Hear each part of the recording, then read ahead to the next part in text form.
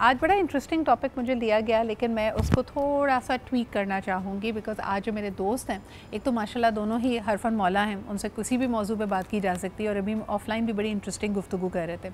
हम बात कर रहे थे कि किस तरह किसी चीज़ के बारे में परेशान होना, परेशान रहना अपने आप में एक आदत बन जाती है। यानी हम आदी हो जाते हैं, हम चीज़ के बारे में कुछ कर नहीं रहे होते, लेकिन हमें ये एहसास होता है कि अगर हम सिर्फ बैठ के उसके बारे में सोच रहे हैं, तदबीरें बना रहे हैं, परेशान हो रहे हैं, तो इसका मतलब है हम कुछ कर रहे हैं। ये एक ऐसा डिल्यूजन है जिसमें रहते हुए हम काफ़ी साल बल्कि दिहाइयाँ गुजार सकते हैं।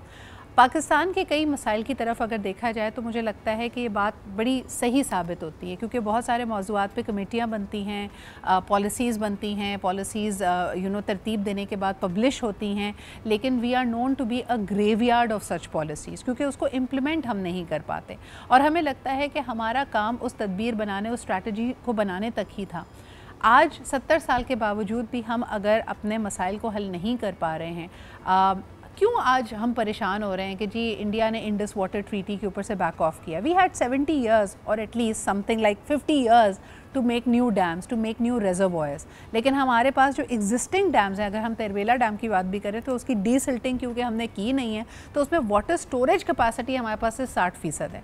यानी जो डैम्स मौजूद भी हैं उस पर इतने सालों में इतना रेती रेला मट्टी आ चुकी है कि उसमें पानी स्टोर करने की हमारी गुंजाइश ऑटोमेटिकली कम हो गई है। तो सवाल ये पैदा होता है कि ठीक है जी, इंटरनेशनली हम अपने आप को इस बात पे लेकर भी चलेंगे और बज़ोर इसके ऊपर बात भी करेंगे, क्योंकि जो किया जा रहा है वो सफारती ताल्लुकात और इंटरनेशनल रिलेशनशिप्स की ख़िलाफ़ वर्जी है। But at the same time हम खुद क्या कर रहे हैं, हमारी अनापरस्ती हमें किस तरफ को लेके जा रही है। तो आइए ज़रा आज के मेहमानों से आपको इंट्रोड्यूस करते हैं। फ़र्स्ट एंड फॉरमोस्ट हमारे साथ बिस्मिल्लाह परवेज़ मौजूद हैं, जो कि क्लिनिकल साइकोलॉजिस्ट हैं। उनसे जानेंगे जो सेफ्टी ब्रैकेट सिर्फ बात करना, चर्चा करना हमारे जहन को देता है, उससे हम कैसे निकल सकते हैं और अमली तौर पे कुछ कैसे कर सकते हैं। तो thank you so much Bismillah for being here. आप ही के साथ मौजूद हैं Uzma Al Karim, who's a dear friend and a journalist, और मैं इनसे कह रही हूँ कि हम इनको बहुत मिस करते हैं टेलीविज़न स्क्रीन पे। तो ये दुनिया में जहाँ पे भी रहें, प्लीज़ कुछ ना कुछ आप ज़बरदस्त सा बनाएं और हमारे साथ लेकर आएँ। कैसी हैं Uzma? Thank you so much for being here in Karachi. Thank you so much for inviting me whenever I come here. मुझे ये बताएं कि कल मैं एक जगह पढ़ रही थी कि कई जो बड़े हाईली क्रिएटिव लोग होते हैं ना, वो ज़िंदगी में इसलिए अटक जाते हैं क्योंकि अगर वो कोई प्लान सोच लें तो वो उसको इतना डिटेल सोच लेते हैं कि उनको सारी सेटिस्फैक्शन सिर्फ उसको सोचने में, उसके बारे में इमेजिन करने में उनको मिल जाती है। तो उनके पास कोई मोटिवेशन ही नहीं बचती उसको एक्चुअली करने की। क्या आप इस बात को मानती हैं?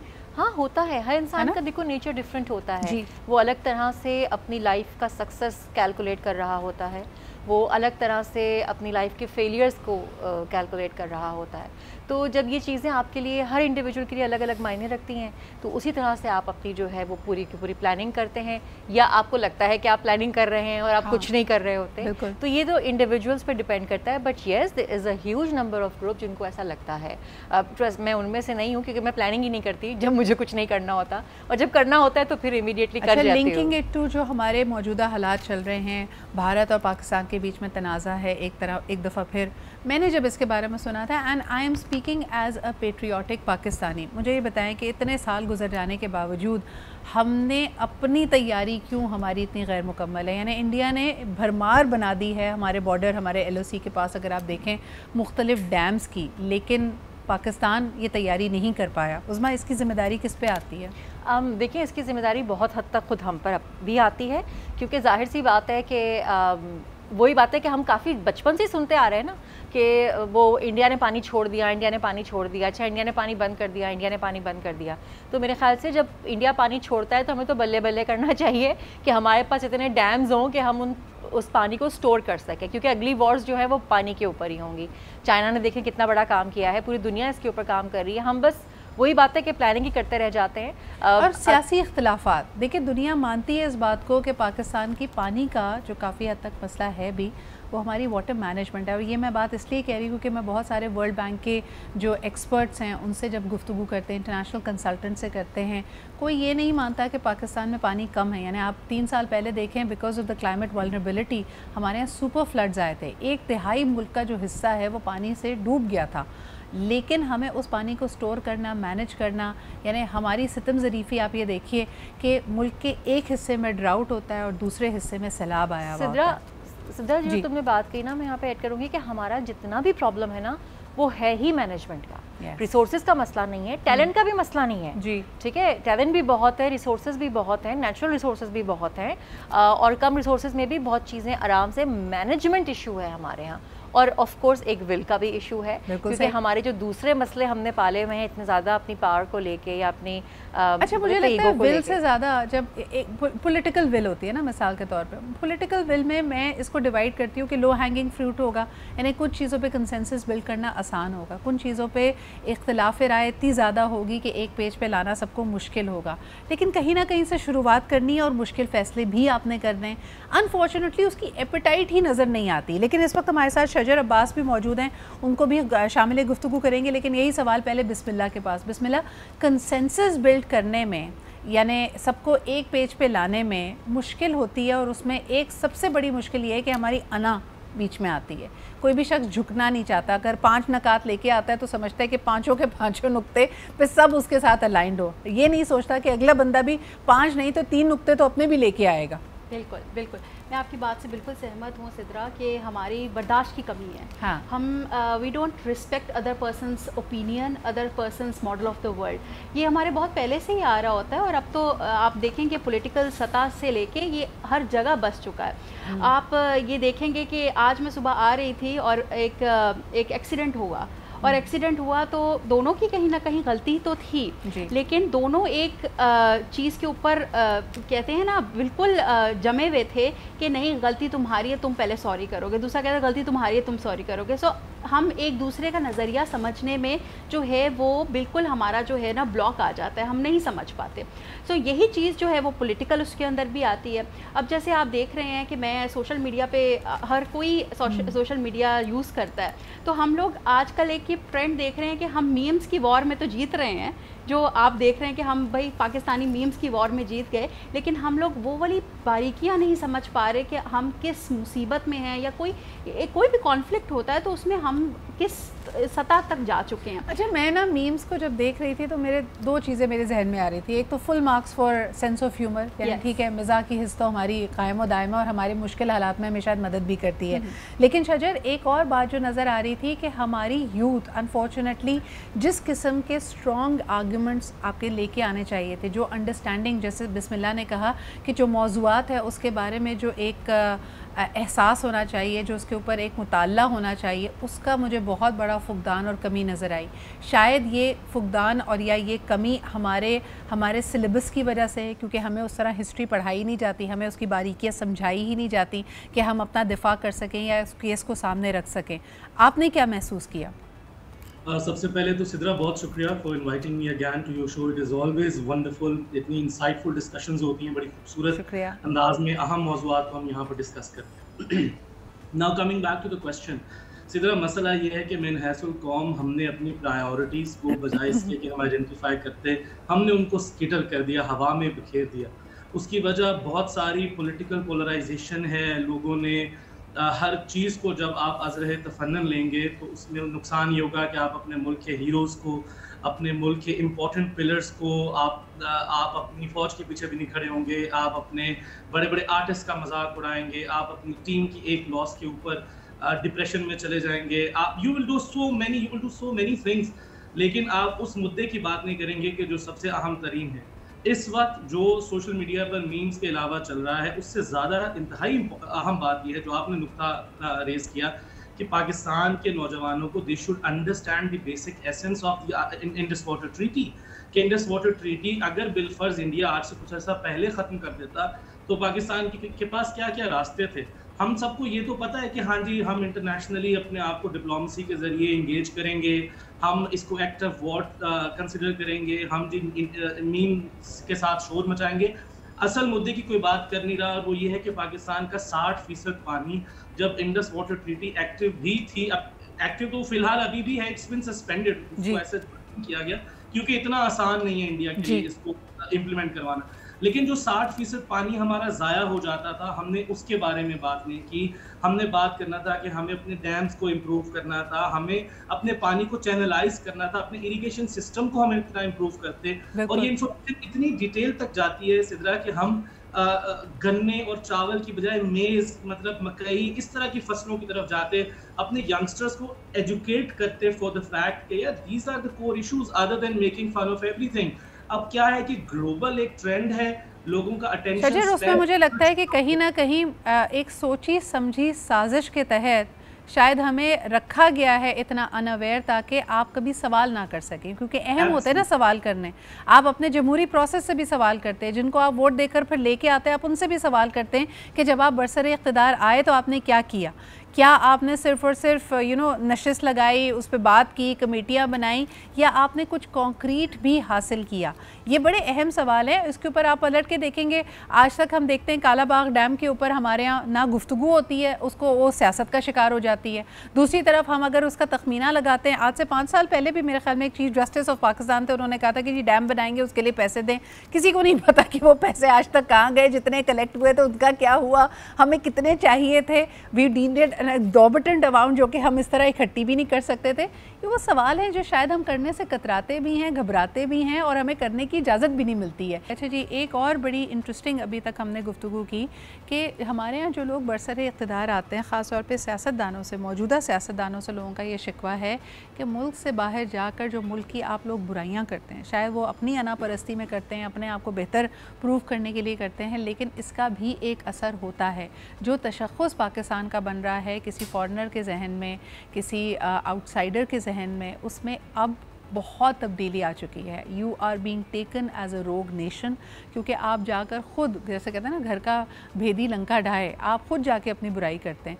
बिस्मिल्लाह, इसमें क्या हमारी what is the satisfaction we drive out of bad mouthing our own country? और ये मैं यंगस्टर्स से लेके बूढ़े लोगों तक, जो भी मुल्क से बाहर रहता है, बरतानिया में रहता है, कनाडा में रहता है, अमेरिका में रहता है, उसमें मैं ये ट्रेंड देख रही हूँ कि अपने मुल्क की बुराई करते हैं। यानी बाहर जाके कभी, अच्छा मुल्क की बुराई तो छोड़ो, साथ साथ जो कम्यूनिटी अगर ओवरसीज़ पाकिस्तानी के करीब रह रही होती है उनको भी कभी सपोर्ट नहीं करते और उनकी भी बुराइयाँ करते हैं। इसकी क्या वजह है? इसकी वजह सिद्रा ये होती है कि first they want to feel valued and to be fit in, ठीक है। ये तो अगर फॉर एग्जांपल अगर हम, आपने बताया कि या जिक्र किया कि जो बाहर रह रहे हैं पाकिस्तानी, जब वो बाहर चले जाते हैं तो वो अपने ही मुल्क को बुरा कहने लग जाते हैं, because they really want to fit in to that culture, ताकि लोग उनको एक्सेप्ट कर सकें, ठीक है।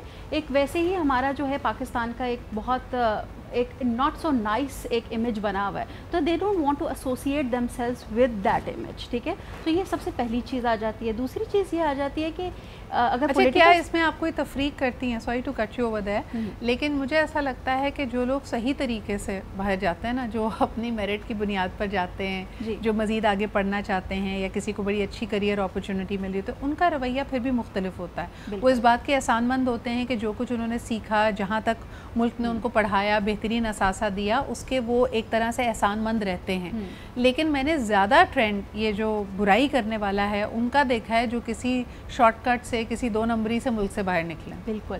अच्छा, इसके अंदर एहसास कमतरी भी बहुत जो है वो रोल प्ले करती है। जब आप अपने आप को कमतर समझते हैं किसी भी लेवल पे, तो आप उसको कंपनसेट करने के लिए जो है वो और से और चीज़ें करते हैं। जैसे आपको मतलब बाहर की वही वाली मिसाल है कि जब पॉलिटिकल लीडर्स हमारे बाहर जाते हैं तो एक दूसरे के कीचड़ उछालना, बात करना, दूसरी पार्टी के ख़िलाफ़ बात करना, तो इट्स मी वर्सेस एवरीबडी, तो कंपैरिजन आ जाता है कि मैं अच्छा बन जाऊँ।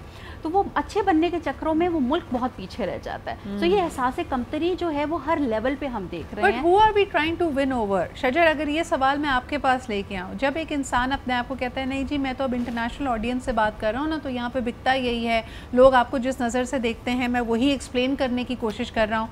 अगर हमने जाकर वहाँ पे उन्हीं की बोली बोलनी है और पाकिस्तान को ही बुरा भला कहना है, पाकिस्तान की बुराइयाँ ही उजागर करनी है, तो फिर पाकिस्तान की अच्छाई और पाकिस्तान की जो बेहतर चीज़ें हैं उसके बारे में कौन बात करेगा? सवाल है और इसमें मैं माजरत के साथ थोड़ा सा आपके साथ डिफर करूंगा। देखिए, 2 चीज़ें।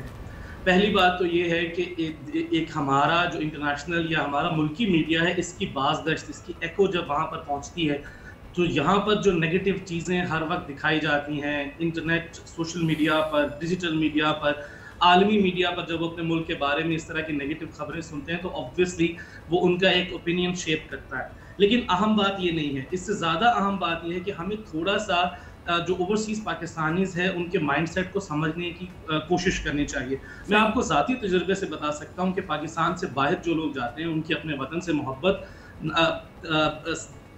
बस अगेंस्ट इस चीज़ के कि कम हो जाए वो ज़्यादा हो जाती है। क्यों? क्योंकि वो अपने वतन से दूर होते हैं, उनकी हर चीज़ का जब वो अपने काम से वापस आते हैं तो उनके पास घूमने फिरने के लिए रिश्तेदारों के घर नहीं है, दोस्त नहीं है जिनके साथ बैठकर वो खेलें, गप्पे मारें। वहाँ पर महंगाई इस तरह से होती है, वो पैसे बचा रहे होते हैं पीछे भेजने के लिए, तो वो उनकी कोई ऐसा एंगेजमेंट नहीं होती। अच्छा, this results in their in deeper dives towards Pakistan's conditions. उसमें फिर उनको उनकी जो फीड है सारी की सारी वो बेस्ड होती है यूट्यूब व्लॉग्स पर और ऑनलाइन अवेलेबल न्यूज़ पर, आर्टिकल्स और ब्लॉग्स पर। अच्छा, उनकी बेसिस पर वो अपना ओपिनियन जब शेप करते हैं, तो मैं सिर्फ थोड़ी सी एक चीज़ ऐड करना चाहूँगा, बिस्मिल्लाह की बात दुरुस्त है, लेकिन एक थोड़ा सा नुक्ता मैं ये ऐड करना चाहूँगा कि वो ये सारी चीज़ें ज़रूरी नहीं है कि वो ये सारी चीज़ें पाकिस्तान से मुतनफ़र होकर या एहसास कमतरी में करें, वो पाकिस्तान के एहसास में भी कर रहे होते हैं, राइट? अच्छा, अब उनकी बातें थोड़ी सी कड़वी होती है। क्यों? क्योंकि उनकी शिद्दत जज्बात अपने मुल्क से, पाकिस्तान में रहने वाले बंदे से ज़्यादा है। क्यों? क्योंकि ये एक नेचुरल चीज़ है। आप जिस चीज़ से दूर होंगे, जिस चीज़ की आपको सप्लाई लिमिटेड हो जाएगी, आपको उस चीज़ की कदर बढ़ती है। मैं इसको ऐसे समझने की कोशिश करती हूँ शजर कि आप जिस इन्वायरमेंट में रह रहे होते हैं ना, वहाँ आपको ये एहसास होता है कि जब दूसरे ममालिक ये कर पा रहे हैं तो हम क्यों नहीं कर पा रहे। So there is that pain as well कि मिसाल के तौर पे अगर यहाँ पे ट्रेनें टाइम पे चल रही हैं, यहाँ पे सिस्टम्स बिल्कुल सही हैं, यहाँ पे मैं एक गैर मुल्की होने के बावजूद अगर लाइन में लगता हूँ तो मुझे इंसाफ की उम्मीद होती है, एक कायदे से चीज़ें चल रही हैं, एक प्रोसेस के थ्रू चल रही हैं, तो पाकिस्तान में क्यों नहीं। लेकिन फिर सवाल यही पैदा होता है कि ये जो तकलीफ़ है, आपने बिल्कुल बजा कहा कि हो सकता है मिजाज में थोड़ी कड़वाहट हो, थोड़ी सी तुरशी हो, उसको सही तरह से डायरेक्ट करना भी बड़ा अहम है। यानी are you sitting there just talking about the negatives, या आप कुछ कर रहे हैं। अगेन मैं इसके अंदर दो डिस्टिंक्शंस करती हूँ। बहुत सारे ऐसे लोग हैं जो फलाही काम भी कर रहे हैं, एक्टिव काम भी कर रहे हैं, जिन्होंने कोलैबोरेट किया है यहाँ के लोगों के साथ, and they are passing on their information to the others. लेकिन जिस तबके की हम बात कर रहे हैं ना, वो ड्राइंग रूम तबका है। वो हो सकता है वो बैठ के सिर्फ और सिर्फ बुराई करने वाला तबका है, और जिनके बारे में हम कहते हैं कि ये वेकेशंस में आके अपना डेंटल ट्रीटमेंट पाकिस्तान से ज़रूर कराएंगे, लेकिन फिर वापस जाके पाकिस्तान की बुराई करेंगे। क्या कहेंगी उस्मा? अब आप दोनों तरफ से खेल सकती हैं, बिकॉज आप ओवरसीज़ पाकिस्तानी भी हैं। बिल्कुल, और ये बात सही है। देखो, हर जगह प्रॉब्लम्स भी आते हैं, हर किसी को प्रॉब्लम्स होते हैं, उसकी बात अलग है। कहने की तो कोई भी बात गलत नहीं होती, बात करने का तरीका उसे सही या गलत बनाता है।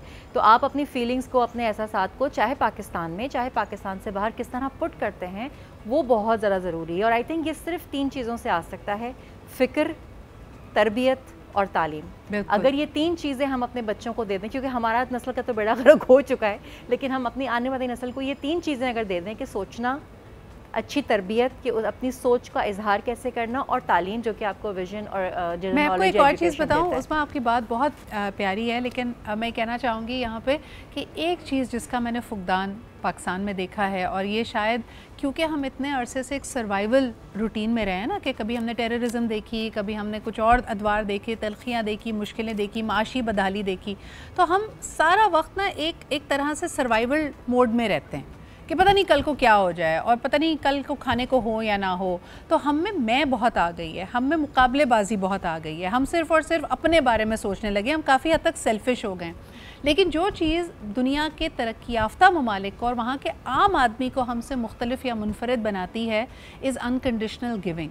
हम इस बात पे बहुत खुश होते हैं कि हम एक फ़िलांथ्रोपिक नेशन है, अच्छे फलाही कामों में हम पैसे बहुत ज़्यादा देते हैं, लेकिन जब आपके पास पैसे ना हो, जब आपके पास वक्त हो, तजुर्बा हो, वहाँ पे हम बहुत कंजूसी करते हैं। ये मेरा अपना तज्जिया है। फिक्र है और तरबियत है, हाँ, तो आपको वही चीज़ एक आप देख रहे हैं, हमारे बहुत से ऐसे डिप्राइव्ड इलाके हैं जहाँ पर नॉलेज बेस, उनकी फ़िक्र, उनका शऊर उनको कहाँ से कहाँ ले गया है, वो अपने लिए आवाज़ भी उठाते हैं और सही तरीके से उठाते हैं। हाँ। तो वही मेरा जुमला जो मैंने पहले कहा था कि दुनिया की कोई भी बात गलत नहीं होती, उसको कहने का तरीका उसे सही या गलत बनाता है। इन्वॉल्व हो ना, बाहर जो ओवरसीज़ पाकिस्तानी रहते हैं, अगर आप सिर्फ ये सोचेंगे अच्छा जी इसमें मेरा क्या फ़ायदा है, नहीं, उसकी वजह सिद्रा ये नहीं है कि ओवरसीज़ पाकिस्तान बहैसियत कौम हम ऐसे हैं, हम यहाँ पर रह के भी यही कर रहे होते हैं। आप पाकिस्तान से बाहर जाके भी वही करेंगे, आप यहाँ रह के भी वही कर रहे होते हैं। तो आपको नेगेटिव साइड देखने की आदत है। उसकी वजह यह है कि हमने शुरू से अपने बच्चों को यही बताया कि ये नहीं करना, ये नहीं करना।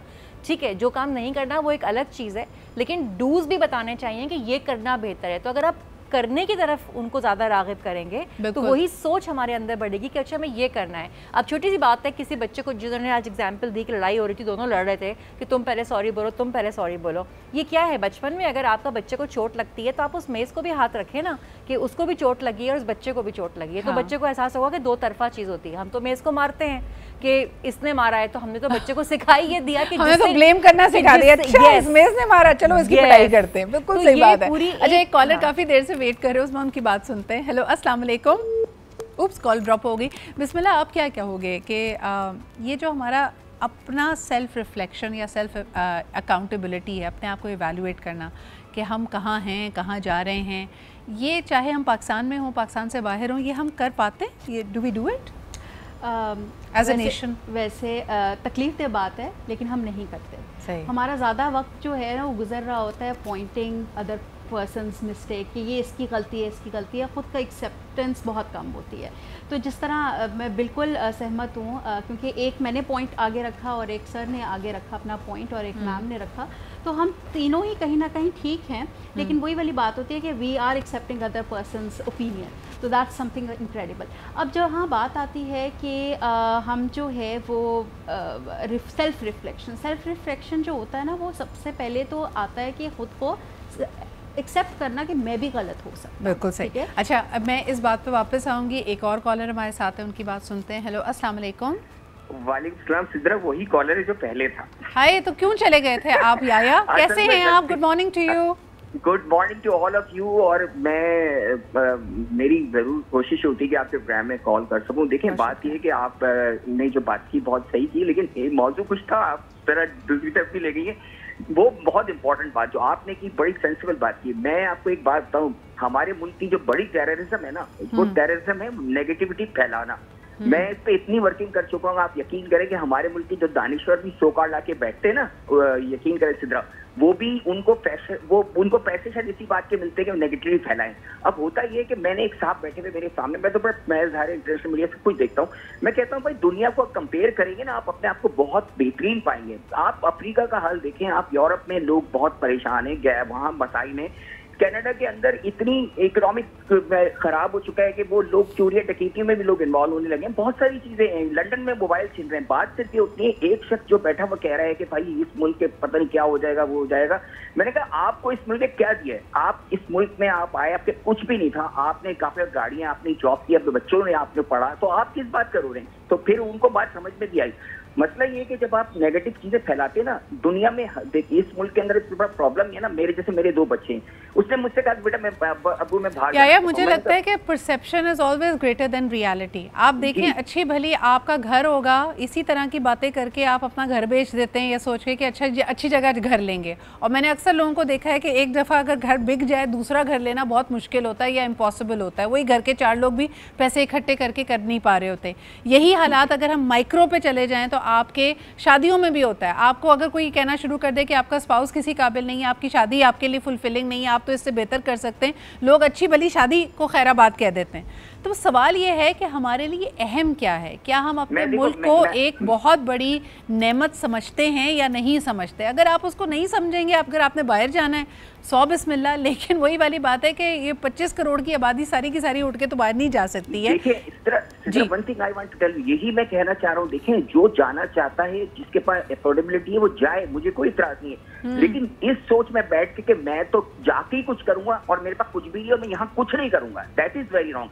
अब मैं अपने बेटे की मिसाल सामने दे दूं, मेरा बेटा is trying to go out, मैंने कहा आई कांट अफोर्ड इट। अल्लाह का शुक्र है कि उसने ऑनलाइन काम किया और वो यानी बहुत यंग बच्चा है, आप बिलीव करें, उसने 2 साल लगाए, अफ्रीका, थाईलैंड टू अफ्रीका वो काम करता है और इतना उसने मतलब स्टैंड बना लिया कि वो कहता है कि मैं आपसे ऑफलाइन बात करती हूँ। बात हमारी मौजू आज बड़ा ओपन एंडेड था, क्योंकि आज मेरा भी पहला दिन था, तो मैंने ज़्यादा टीम को तंग नहीं किया था। एंड व्हेन आई केम, उन्होंने मुझे कहा why nations lose their way, कौमें अपना रास्ता क्यों खो बैठती हैं, और वो बड़ा ही एक ओपन एंडेड सवाल था। मैंने कहा भाई ये 30 मिनट में तो नहीं हो सकता, लेकिन हमने कोशिश पूरी की। तो नोबेल प्राइज मिला है 24 इकोनॉमिक नोबेल प्राइज इस बुक पे मिला है। हाँ जी, अब ये बताया ना, अब इसको हम 30 मिनट में दरिया को कूजे में बंद करने की कोशिश कर रहे थे। लेकिन शजर, अगर आपसे पूछूं कि एक अहम वजह कई लोग कहते हैं कि पॉलिटिकल इंस्टेबिलिटी एक बड़ी वजह बनती है, जब बार बार आपका सिस्टम बदल रहा हो, जब आपकी पॉलिसीज़ में सस्टेनेबिलिटी ना हो, तो ये एक बड़ी वजह बनती है कि आप जो भी अपने लिए हदफ रखते हैं, विजन रखते हैं, आप उसको पार नहीं पाते। दूसरा, एक मेरा अपना ओपिनियन इस बारे में है कि जब आपका वैल्यू सिस्टम, किसी भी कौम का वैल्यू सिस्टम इरोड हो जाए कि व्हाट यू स्टैंड फॉर, एक नज़रिया होता है ना, पाकिस्तान एक नज़रिया था, दो कौमी नज़रिया आपको दिया गया, लेकिन दैट वाज द क्रिएशन के वक्त का नज़रिया। अब आप जब वजूद में आ चुके हैं तो उसके बाद आपने किस तरफ जाना है, आपने कैसा माशरा तश्कील देना है, आप कैसा मुल्क बनेंगे, आपकी क्या सफारती ताल्लुकात होंगे, आपके लिए क्या अहम है, आप किस कल्चर को, किस सकाफ़त को मानते हैं, किन वैल्यूज़ को निभाना चाहते हैं, ये तमाम चीज़ें हमने कहीं अलॉन्ग द वे खो दी। आपका इस पे क्या, आपकी क्या राय है इस पे? मैं सिद्रा वेरी ब्रीफली कोशिश करता हूँ, कोई भी नहीं कर सकता, लेकिन कोशिश है कि मैं इस दरिया को कूजे में थोड़ा सा लाने की कोशिश करता हूँ। देखिए, हमारी सारे मसाइल इन दो डिफरेंसेस, इन दो बुनियादी उसूलों के ऊपर खेल रहे हैं। इन्हीं की बुनियाद पर हमें अपनों से गिला है जो पाकिस्तान से बाहर हैं, इन्हीं की बुनियाद पर हम ये सोचना चाह रहे हैं कि कौमें अपना रास्ता क्यों भूल जाती हैं। सिद्रा, दो अहम चीज़ें हैं, पहली नेशनलिज्म, दूसरी पैट्रियोटिज्म, यानी एक कौमियत परस्ती और एक है वतनियत यानी वतन परस्ती। मैं ये समझता हूँ कि हमें इन पाकिस्तान, जो हमारा एसेंस था पाकिस्तान को बनाने का, या जो नबी अकरम सल्लल्लाहु अलैहि वसल्लम ने हमें रास्ता बताया, वो था अपने वतन से मोहब्बत करने का, ना कि कौम से मोहब्बत करने का।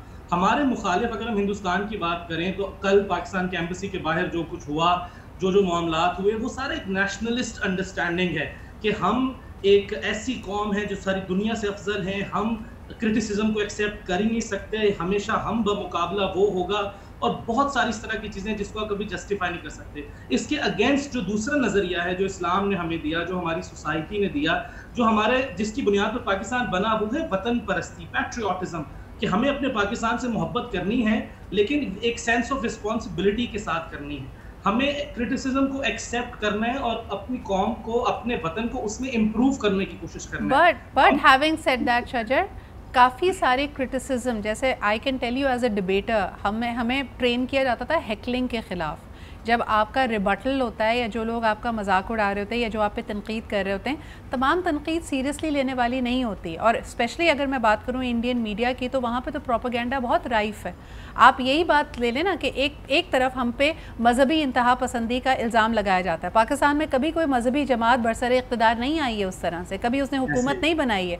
ऑन दी अदर हैंड, जो भारत जो अपने आप को सेक्युलर होने का दावा करता है, आज उसने नफ़रत की आग इस हद तक फैलाई है कि वहाँ की माइनॉरिटीज़ अपने आप को गैर महसूस करती हैं, और वहाँ पे एक मजहबी जमात हुकूमत ना सिर्फ एक टर्म से बल्कि तीसरे टर्म बना चुकी है। तो फिर हमें जो ना चीज़ों को पर्सपेक्टिव में लाने की भी ज़रूरत है कि हर तनकीद को हम बर्दाश्त भी ना कर लें ये समझ कर के जी तनकीद हो रही है तो सही हो रही है। उस्मा, योर रिस्पॉन्स टू दैट? मेरे ख्याल से तनकीद तो इंडियन मीडिया तो खैर जो कर रहा है उसको तो मैं तो उसको लाती ही नहीं हूँ डिस्कशन में। वो तो एक अजीब कहते हैं डुगडुगी वाला खेल है। हाँ। जितनी बजाएंगे उतनी। आई थिंक वहाँ के जिन भी लोगों से, जिन इंडियंस को हम जानते हैं, उनसे बात होती है तो वो भी हंसते हैं और वो भी शर्मिंदा होते हैं कि ये पता नहीं क्या कर रहे हैं। तो ये एक शुगल मेला लगाया हुआ है। सबको पता है कि पॉलिटिकली एक वो हाइप क्रिएट की गई है कि जी अपनी पार्टी को और ज़्यादा आप स्ट्रॉन्ग कर सकें, और वो पूरा का पूरा नैरेटिव जो है उन्होंने इंडियन मीडिया को दिया है। हमारे मीडिया को हम बड़ी बातें करते थे, लेकिन अब आप उनको देखते हैं तसल्ली हो जाती है, सुकून हो जाता है कि हम खास से मैच्योर है। तो इंडियन मीडिया को तो मैं डिस्कशन में लाना ही नहीं चाहती। वो तो एक कहते हैं ना कि बच्चे के हाथ में डुगडुगी आ गई है, गंजे को नाखून मिल गए हैं। अगर मैं बॉडी शेम नहीं कर रही, लेकिन ये कि वो एक मुहावरे के तौर पर मैं कह रही हूँ, तो वो तो मैं डिस्कशन में नहीं लाऊंगी। जहाँ तक बात है, ऑफ कोर्स हमें किसी भी किस्म की नेगेटिविटी का सामना नहीं करना चाहिए, जवाब भी देना चाहिए, बताना भी चाहिए कि हेलो आप हमें टेररिस्ट नहीं कह सकते, ठीक है, जो आपके यहाँ होता आया है आप उसको, और इस चीज़ को भी आप अपनी ही माइनॉरिटीज़ के ख़िलाफ़ इस्तेमाल कर रहे हैं। तो पाकिस्तान तो छोड़ दें, आप तो अपने ही मुल्क में एक अफरा तफरी का माहौल पैदा करने की कोशिश कर रहे हैं रिलीजियस बैकग्राउंड के। उस्मा, फ्रॉम अ पर्सपेक्टिव, क्योंकि आप थोड़ा सा पाकिस्तान से दूर भी रहते हैं, of course you will always be a Pakistani and you are an overseas Pakistani, तो आपका दिल और ज़्यादा पाकिस्तान के लिए धड़कता होगा। लेकिन मुझे बताएं कि जो अभी हम गुफ्तगू में लेके आ रहे हैं कि how nations lose their way, इक़्तिसादी तौर पे इस वक्त बहुत ज़्यादा मुस्तहकम है, बहुत ज़्यादा मजबूत है इंडिया।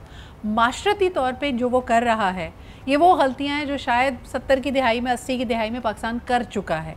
आप समझती हैं कि it is losing its way?